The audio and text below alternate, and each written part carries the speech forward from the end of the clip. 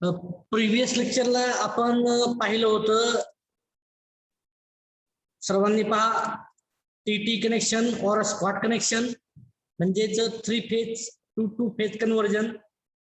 आणि मग आपण पाहिलं होतं की selection of a transformer as per Indian standard 10028 part 1 1985 standard पाहिलं होतं आपण. पॉवर ट्रान्सफॉर्मरचे आपण पॅरामीटर पाहिले होते आणि डिस्ट्रीब्युशन ट्रान्सफॉर्मरचे आपण पॅरामीटर पाहिले होते. आता ऍक्च्युअल सिलेक्शन ट्रान्सफॉर्मरचं ऍक्च्युअल सिलेक्शनचा क्रायटेरिया काय आहे, तर जो ट्रान्सफॉर्मर 1600 kVA पर्यंत येईल त्याला म्हणायचं डिस्ट्रीब्युशन ट्रान्सफॉर्मर. आज आपण पाहणार आहोत selection criteria for distribution transformer up to including 1600 kVA. त्याचं स्टँडर्ड सेम आहे, इंडियन स्टँडर्ड IS 10028 पार्ट 1 1985. आता रेटिंग म्हणजेच पहा सर्वांनी, रेटिंगचा क्रायटेरिया काय आहे डिस्ट्रीब्युशन ट्रान्सफॉर्मर साठी.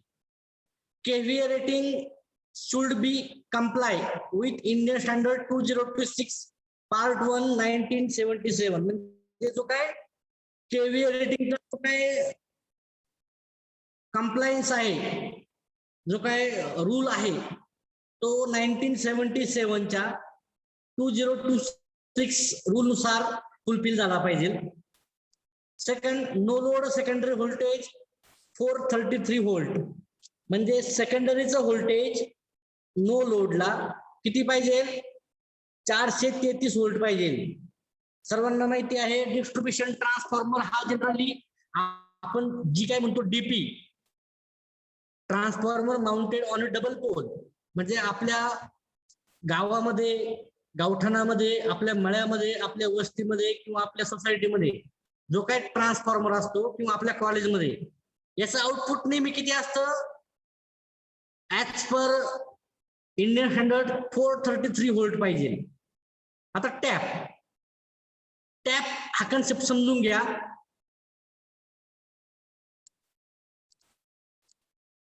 टॅप पहा सर्वांनी, ही ट्रान्सफॉर्मरची प्रायमरी आहे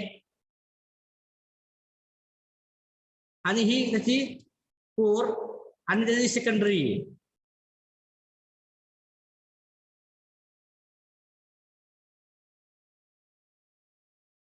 ठीक आहे. टॅप म्हणजे काय, ह्या ठिकाणी काय केलेलं आहे, अशा पूर्णपणे काय केलेले आहेत, वाइंडिंगचे सेक्शन केलेले आहेत. हा आहे 0, हा आहे 25, त्यानंतर पुढे आहे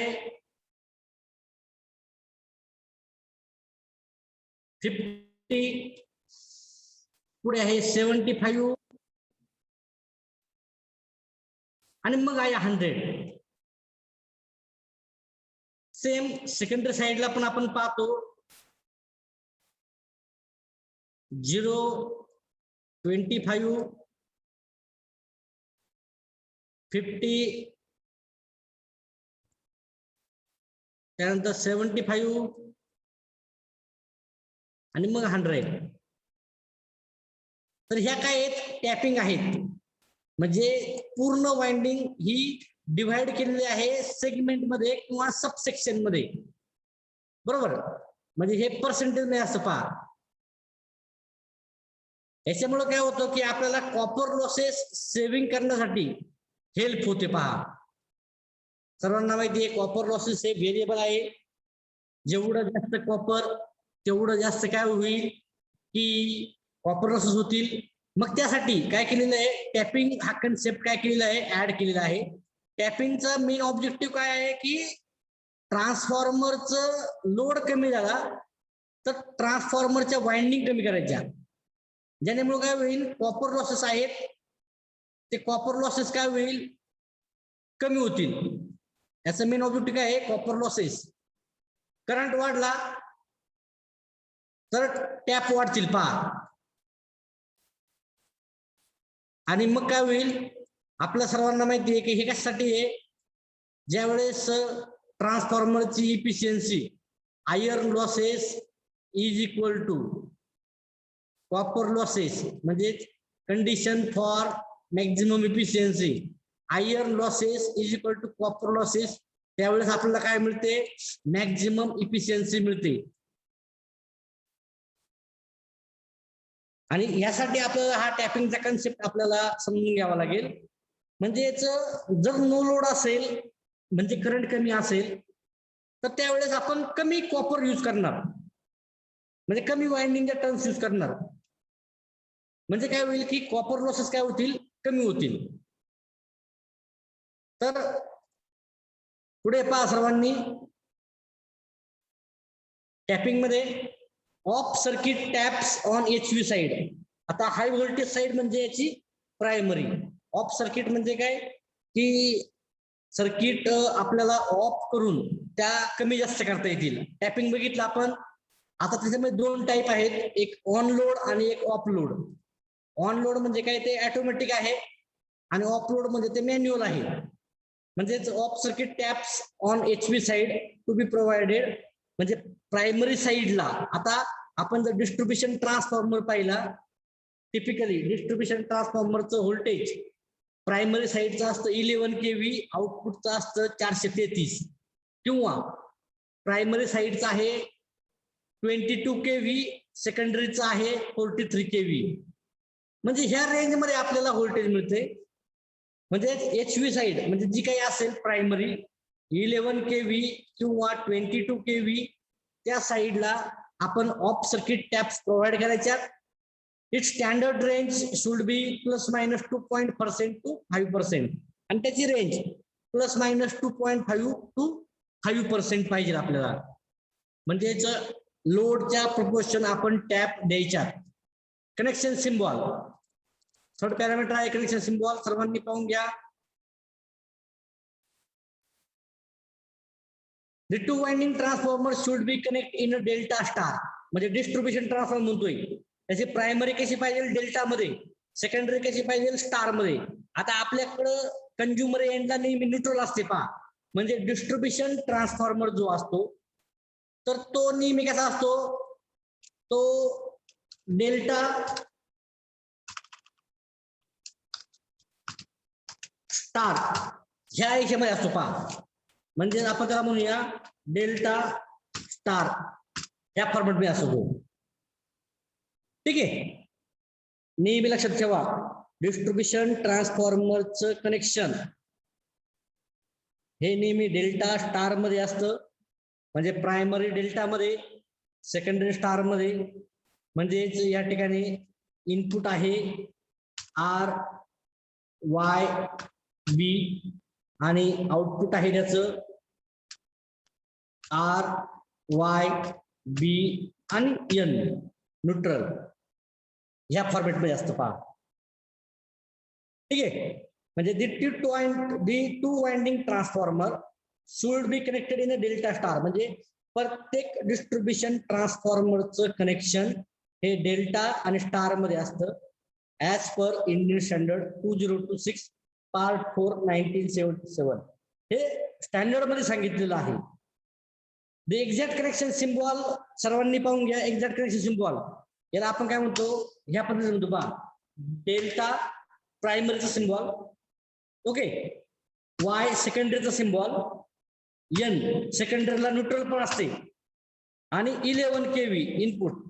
हा त्याचा काय आहे, सर्वांना लक्षात ठेवा, हा त्याचा कनेक्शन सिम्बॉल आहे. Should be specified as per requirement of parallel operation. आता पॅरलल ऑपरेशन नंतर आहे, पण आपल्याला डिस्ट्रीब्युशन ट्रान्सफॉर्मरचा जर सिम्बॉल विचारला तर डेल्टा प्रायमरीचा आहे, पहा डेल्टा हा तो कॅपिटल मध्ये घेतलाय, स्टार सेकंडरीचा आहे तो स्मॉल मध्ये घेतलाय, आणि सेकंडरीला माहिती सर्वांना स्टार असल्यामुळे न्यूट्रल पण आहे म्हणून न्यूट्रल घेतलेली इथं. आणि त्याचं इनपुट किती आहे या ठिकाणी,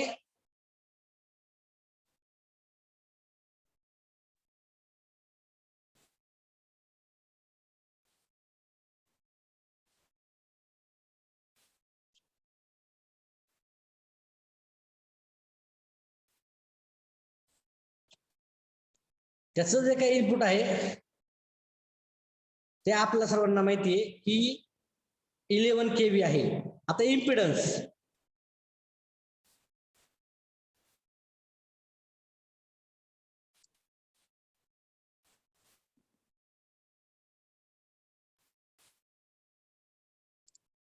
आता इम्पिडन्स पहा सर्वांनी.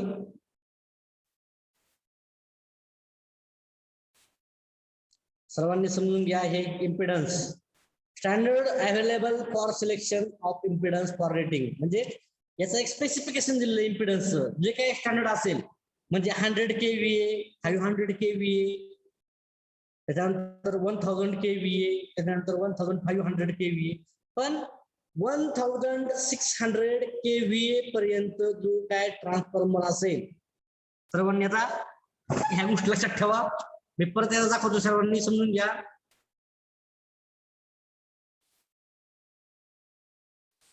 पहा डिस्ट्रीब्युशन ट्रान्सफॉर्मर सर्वांनी पाहून घ्या.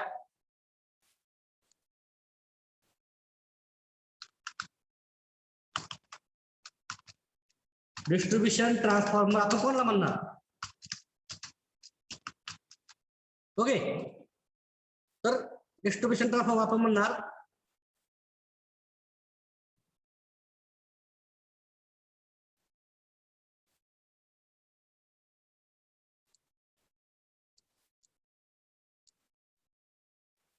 ज्याचं कनेक्शन, म्हणजे तो किती पाहिजे त्याचं रेटिंग, केव्हीए रेटिंग,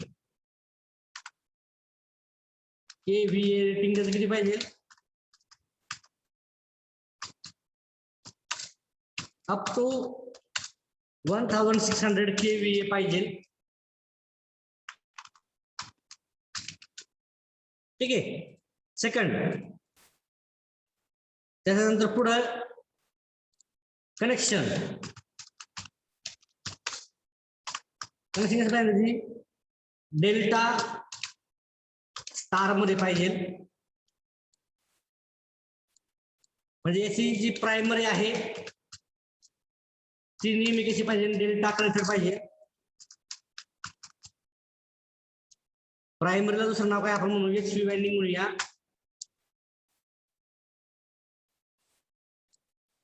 त्याच्यानंतर याची LV म्हणजेच सेकंडरी, ती नेहमी पाहिजे स्टार कनेक्टेड. ओके, पुढे त्याच्यानंतर पुढे की त्याला काय ट्रॅक आहे आणखी? कनेक्शनचा सिम्बॉल.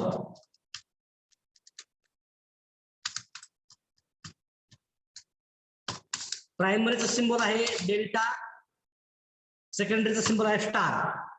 सेकंडरीला डेल्टा स्टार कनेक्शन म्हणून न्यूट्रल पण असते, आणि इनपुट व्होल्टेज आहे 11 kV. हा त्याचा कनेक्शन सिम्बॉल झाला. आता सर्वात महत्त्वाचं याच्यामध्ये डिस्ट्रीब्युशन ट्रान्सफॉर्मर मध्ये सर्वांनी पाहून घ्या. सर्वात महत्त्वाचा की जो काही इनपुट आहे डेल्टा मध्ये RYB या सिंबल में असतो.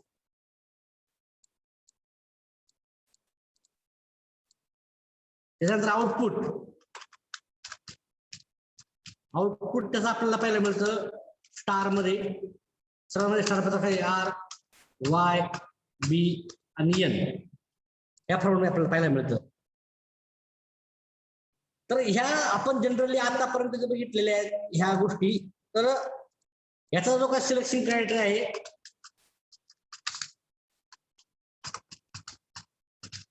तो आहे IS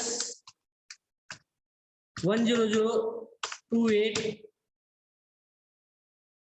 ठीक आहे, पार्ट 1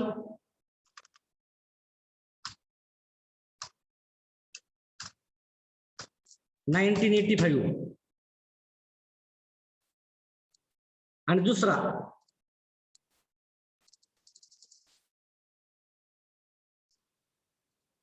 याचा आहे IS 2026 पार्ट 4 1977. हा याचा क्रायटेरिया पहा. ठीक आहे, सर्वांनी ह्या गोष्टी समजून घ्या. परत सांगतोय, मी रिवाइज करतोय. डिस्ट्रीब्युशन ट्रान्सफॉर्मरचा क्रायटेरिया केव्हीए रेटिंग. आपण डिस्ट्रीब्युशन ट्रान्सफॉर्मर कोणाला म्हणणार? ज्याचं रेटिंग 1600 kVA पर्यंत आहे त्याला म्हणणार. त्याचं कनेक्शन डिस्ट्रीब्युशन ट्रान्सफॉर्मरचं कनेक्शन नेहमी डेल्टा स्टार असतं. त्याची एचव्ही किंवा प्रायमरी वाइंडिंग ही नेहमी डेल्टा कनेक्टेड असते.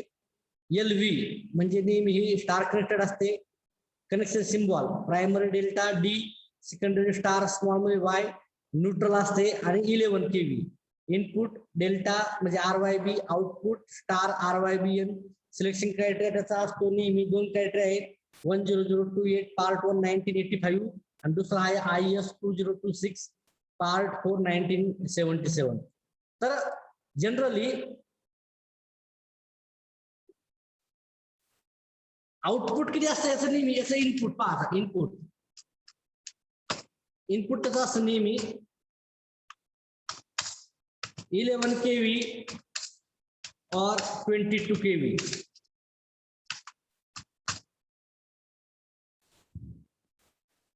आणि आउटपुट किती असतं नेहमी डिस्ट्रीब्युशन ट्रान्सफॉर्मरचं नेहमी असतं 453 kV असतं पहा. सर्वांनी या गोष्टी समजून घ्या. इनपुट आणि आउटपुट डिस्ट्रीब्युशन ट्रान्सफॉर्मरचं इनपुट 11 kV or 22 kV आणि आउटपुट किती असतं 433 kV. म्हणजे इनपुट आणि आउटपुट मध्ये तुम्हाला दिसेल आपण एचव्ही काय म्हटलं प्रायमरीला, जिला इनपुट ती प्रायमरी, पण त्याला इनपुट किती आहे 11 kV or 22 kV म्हणजे ती झाली प्रायमरी वाइंडिंग. आउटपुट किती आहे 433 kV म्हणजे ती एलव्ही वाइंडिंग. ठीक आहे.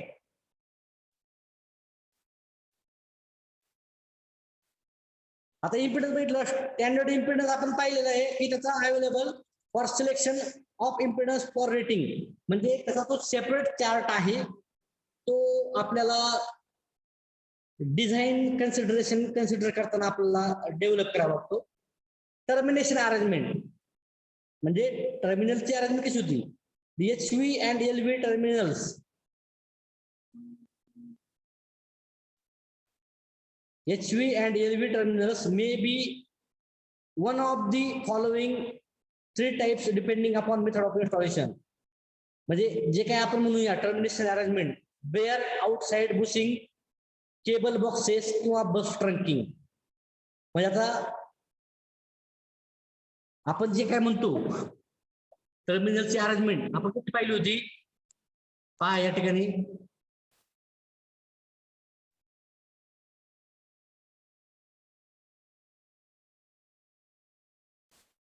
ह्या ठिकाणी आपण बघितलं ट्रान्सफॉर्मरचा टँक होता आणि त्याच्यावरती आपण काय केलं त्या बुशिंग केलं होतं पहा बुशिंग.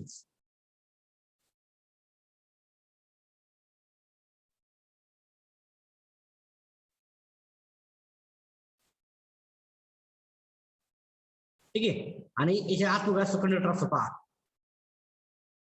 आता बेअर म्हणजे काय,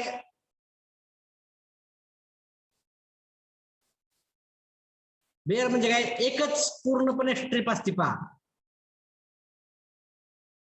ही स्ट्रीप असते कसली कॉपरची और ॲल्युमिनियमची. ठीक आहे. तर हे बेअरचं. आता दुसरं आपण बघितलं की केबल बॉक्सेस. आपण बघतो ट्रान्सफॉर्मर नेहमी हा या ठिकाणी असतो 2 पोल वरती.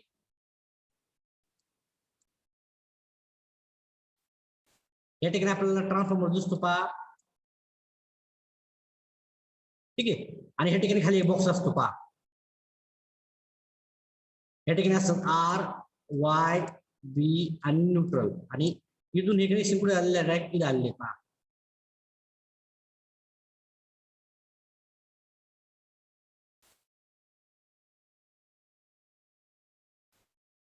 म्हणजे हा काय जो बॉक्सेस आपण केबल बॉक्सेसनी पण देऊ शकतो पहा. जनरली ह्याच टाईपचे कनेक्शन प्रेफर केले जातात. म्हणजे हा जो ट्रान्सफॉर्मर आहे हा वरती आहे इथं सर्वांना माहिती आहे स्ट्रक्चर आपल्याला डीपी म्हणतो कॉमनली नोन. आणि ह्या ठिकाणी पहा वरती ट्रान्सफॉर्मर असतो. या ठिकाणी जे काही कुलिंग आहे ते बेटर होतं म्हणून आपण ते हाईटला घेतो पहा. बेटर कुलिंग व्हावं म्हणून आपण ते हाईटला घेतो. ठीक आहे.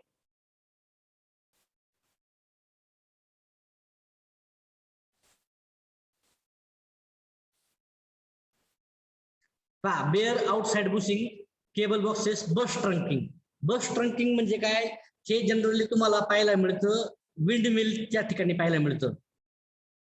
विंडमिलला माहिती आहे, विंडमिल एका साईडला असते आणि त्या ठिकाणी विंड मिल पासून खाली घेतला सप्लाय. आता कुलिंग, कुलिंग जनरली पहा, जनरली ONAN. ONAN म्हणजे काय, ऑइल नॅचरल, एअर नॅचरल.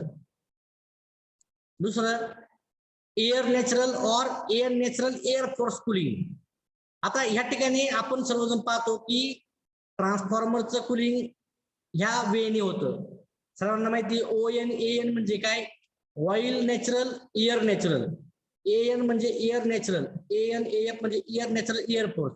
ह्या टाईपने डिस्ट्रीब्युशन ट्रान्सफॉर्मरचं नेहमी कुलिंग असतं. आता ह्या ठिकाणी मी तुम्हाला एक डायग्राम दाखवतो, पहा, सर्वांनी पाहून घ्या.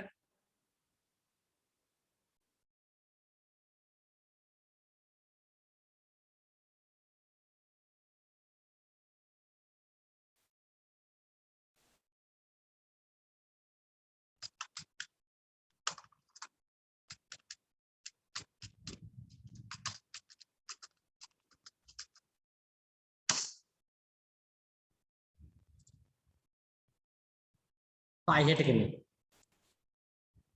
हे डायग्राम पहा सर्वांनी.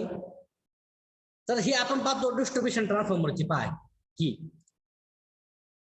ही कुलिंग सिस्टीम आहे, हे डबल पोल वरती माउंट केले आणि हे बुशिंग इज. पहा ठीक आहे. आणि ह्या त्याचे काय आहेत, आता हे बेअर कंडक्टर टाईप आहे. ओके, सर्वांनी आता पाहून घ्या, नीट तुम्हाला आयडिया येईल. हे पहा इथं आता ह्या ठिकाणी इनपुट आलेलं आहे, आउटपुट खाली पहा. ह्या ठिकाणी पुढं असतं नेहमी, ह्या ठिकाणी खाली असतो. पहा म्हणजे ह्या ज्या केबल दिसत आहेत ते बस ट्रंकिंगचं मेकॅनिझम आहे. केबल ज्या दिसत आहेत त्या बस ट्रंकिंगचं मेकॅनिझम आहे. ओके,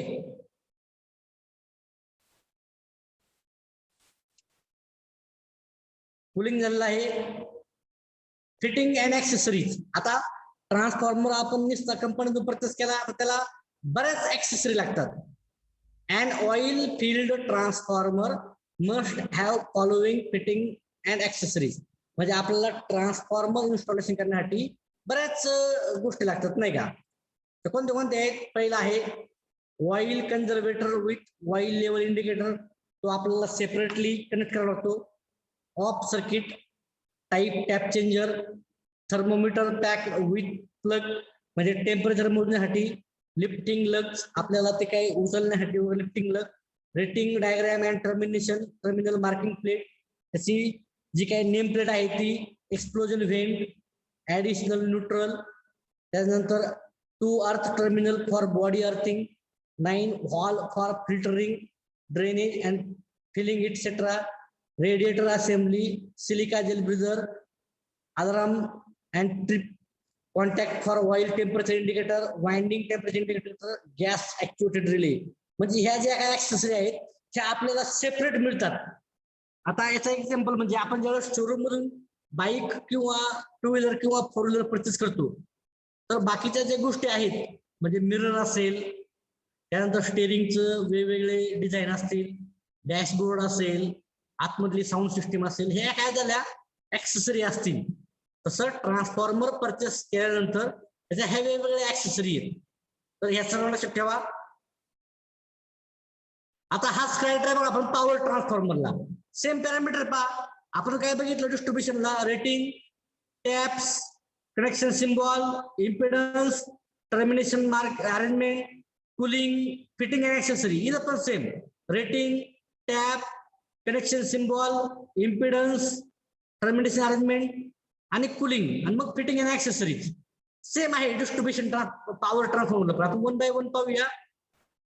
पहा या ठिकाणी आता डिस्ट्रीब्युशन ट्रान्सफॉर्मर कोणाला म्हणणार, किती, ज्याचं रेटिंग किती आहे, अबाव 1600 kVA. पहा ज्याचं रेटिंग अबाव 1600 kVA आहे त्याला आपण म्हणणार पॉवर ट्रान्सफॉर्मर म्हणणार, as per Indian standard 10028 part 1 1985. ठीक आहे. पहिला याच्या पहा रेटिंगचा नो लोड सेकंडरी व्होल्टेज, म्हणजे लोड नसताना सेकंडरीचं व्होल्टेज किती पाहिजे, 5% अबाव दी नॉमिनल व्होल्टेज, म्हणजे जे काय आपल्याला नेम प्लेटवर दिलेलं आहे त्याच्यापेक्षा किती जास्त पाहिजे, 5% जास्त पाहिजे. In order to compensate with regulation of transformer, म्हणजे आपल्याला जे काही रेग्युलेशन आहे ते डिटरमाइन करण्यासाठी इझी जातं. Second, if transformer need to operate in parallel, आता पॅरलल ऑपरेशन तुम्हाला मी दाखवतो separate with each other, then their voltage ratios should be adjusted as per guideline. आता पॅरलल ऑपरेशन इथं आलेला वर्ड आपण पाहूया या ठिकाणी.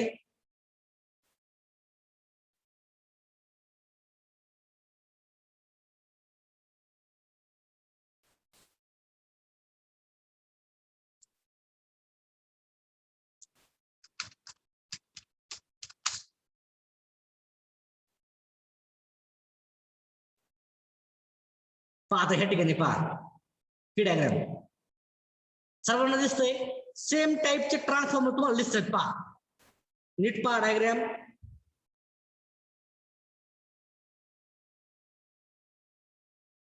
ह्या फिगर मध्ये सर्वांना डायग्राम मध्ये दिसत असेल.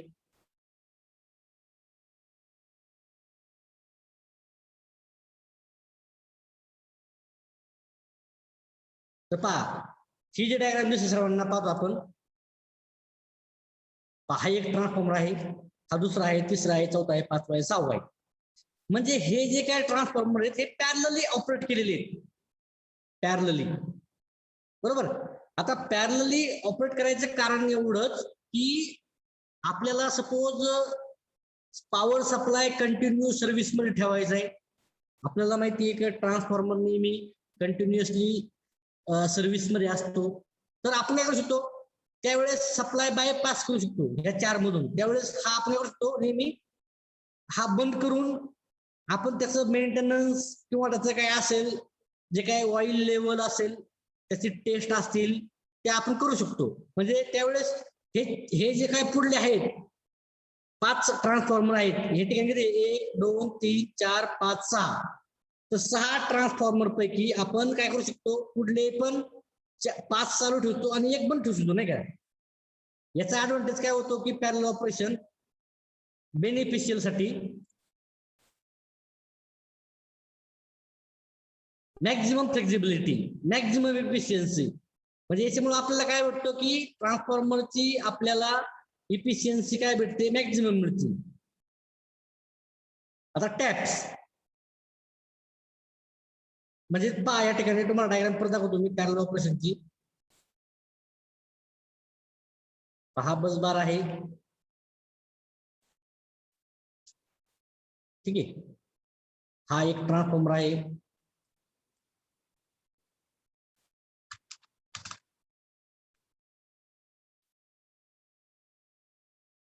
हा दुसरा आहे, हा तिसरा आहे, हा चौथा आहे. आता हे काय ट्रान्सफॉर्मर 1, T1, T2, T3 आणि T4. या ठिकाणी काय आहे, पूर्णपणे लोड एरिया आहे. हा काय लोड एरिया,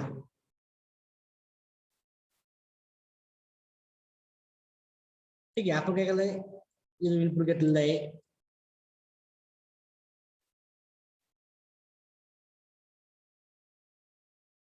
सेम येईल पण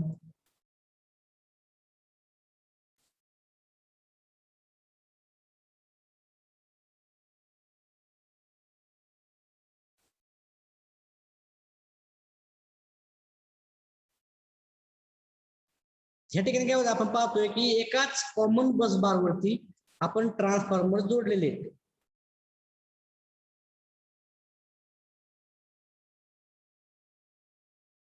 या ठिकाणी काय आपण ऑसिलेटर म्हणूया, म्हणजे जेणेकरून आपल्याला सप्लाय डिस्कनेक्ट करता येईल इनपुट साइडचा. आणि या साईडला काय लोड आहे पहा, लोडला दिलाय.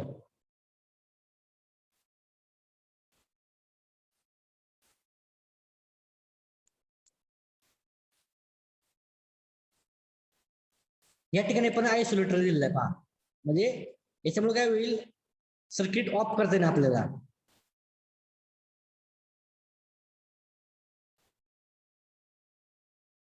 याला काय म्हणतात पण, हे आहे पॅरलल ऑपरेशन.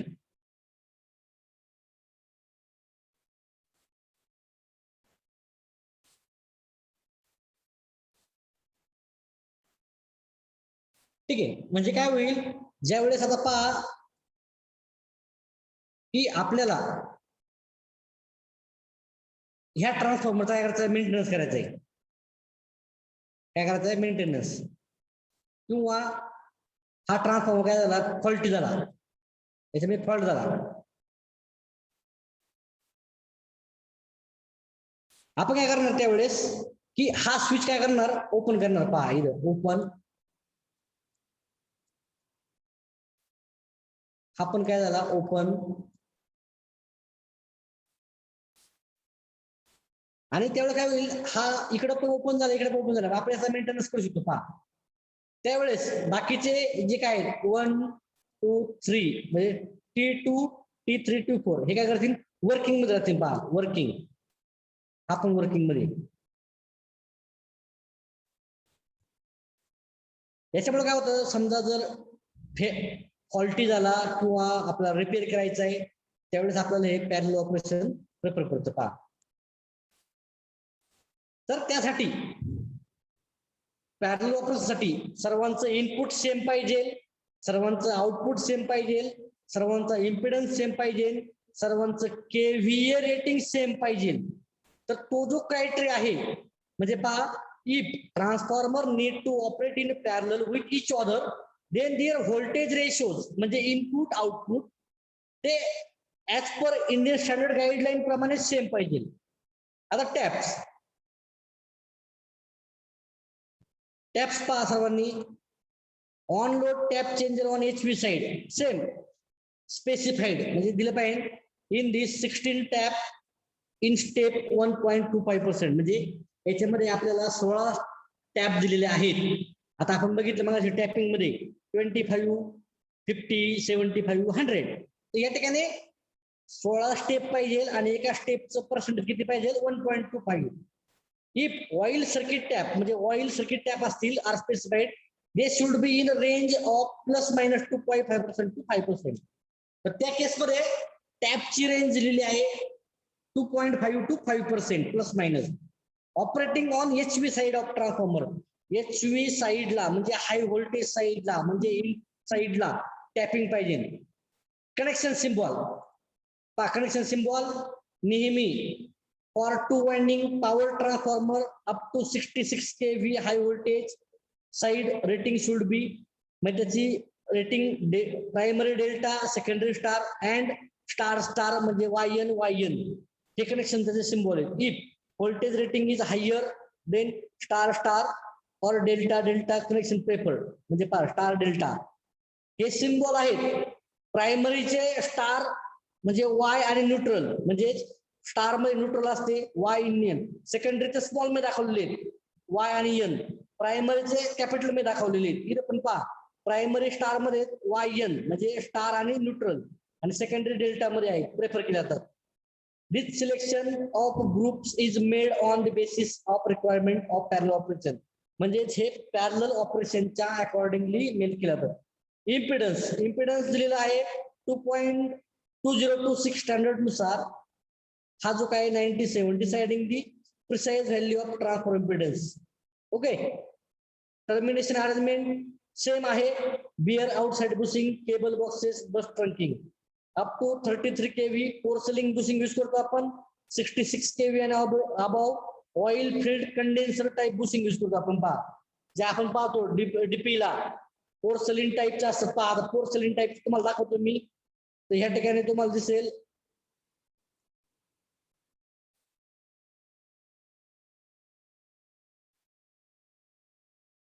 ह्या पहा ऑइल कूल्ड आहे बुशिंग, त्याच्यानंतर पुढे पहा,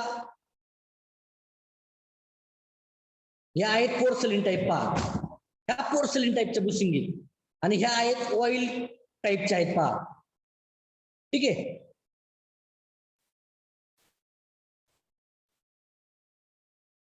आता पुढे कूलिंग 10 MVA पर्यंत रेटिंग दिलाय, व्होल्टेज क्लास दिलाय, टाइप्स ऑफ कूलिंग.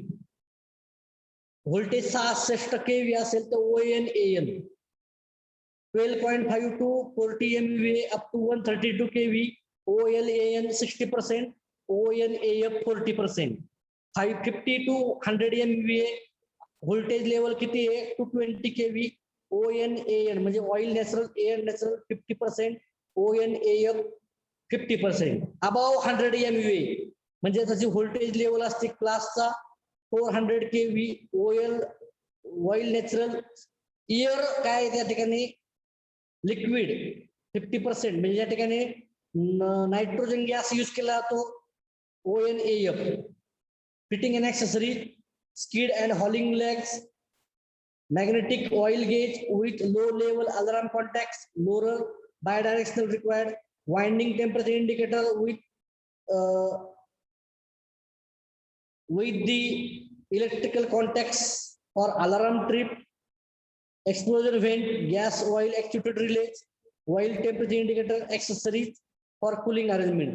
म्हणजे हे आपण बघितलं काय की पॉवर ट्रान्सफॉर्मरचं बघितलं. सेम पॅरामीटर आहेत. डिस्ट्रीब्युशन ट्रान्सफॉर्मर मध्ये आपण बघितलं, पहिल्यांदा बघितलं 1600 kVA पर्यंत ट्रान्सफॉर्मर जो असेल तो डिस्ट्रीब्युशन ट्रान्सफॉर्मर, त्याच्यावरचा असेल तो power transformer. Rating, taps, connection symbol, impedance, त्यानंतर टर्मिनेशन अरेंजमेंट, त्यानंतर कूलिंग, फिटिंग अँड ॲक्सेसरीज. आणि मग बघितलं आपण पॉवर ट्रान्सफॉर्मर बघितला, ज्याचं रेटिंग 1600 पेक्षा जास्त तो पॉवर ट्रान्सफॉर्मर. रेटिंग बघितलं, टॅप्स पाहिलं आपण, कनेक्शन सिम्बॉल बघितला, इम्पिडन्स पाहिला आपण, termination arrangement, cooling, fitting and accessories बघितलं. आणि सर्वात शेवटी मग आता याचा difference, comparison between power transformer आणि डिस्ट्रीब्युशन ट्रान्सफॉर्मर. ठीक आहे, हा आपण पुढील लेक्चरला पाहूया. इथपर्यंत सर्वांनी क्लिअर करून घ्या. म्हणजे आज आपण सिलेक्शन क्रायटेरिया बघितला पॉवर ट्रान्सफॉर्मरचा आणि डिस्ट्रीब्युशन ट्रान्सफॉर्मरचा. त्याच्यामध्ये आपण 7 पॅरामीटर बघितले. पहिल्यांदा